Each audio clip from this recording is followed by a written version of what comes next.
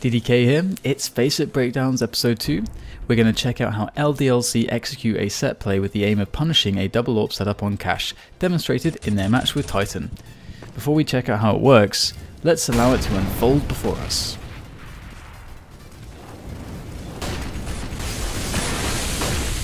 Well, it looks badass, that is for sure, and with all these grenades, the team has to move like a unit through them, so we're going to look at now the overview and we'll see how all the players move together. So Happy, first thing we note is that he'll go directly, he'll beeline it around the red container, straight onto the site to catch Maniac in the side, at the same time as Smith goes on top of the red container and MBK goes around the side as well, also looking for that bomb plant. Smith will go to the back boxes and Shox will stay at Forklift and Kyoshima on the squeaky door. What is very important about this is that the players, they get their position and then they don't move from it. There's not a lot of space to move around on this site. You'll end up running into each other and mixing up angles, and these positions, these priorities, that really helps for them to eliminate that possibility in their minds.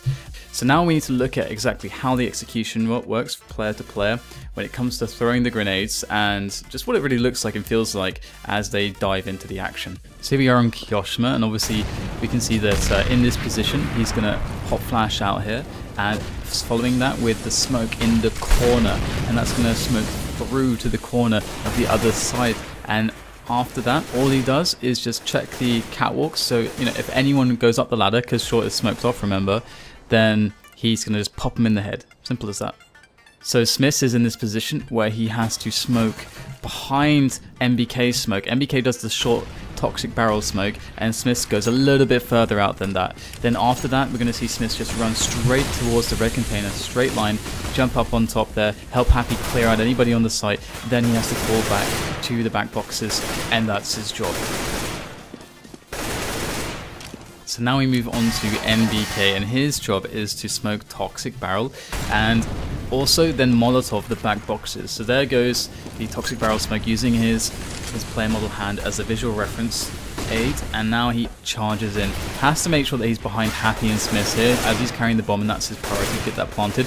Gonna throw some quick spam into the smoke there that was planted by Kyoshima from Squeaky Door, and then get the plant down finally. And he doesn't really need to move position after this.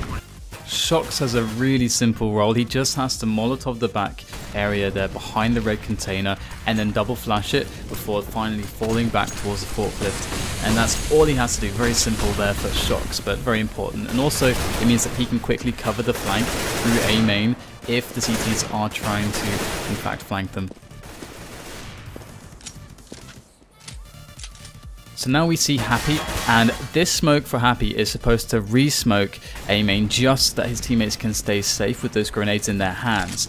Also, he has a variation where he throws a forklift sometimes, but we don't see that this time in particular.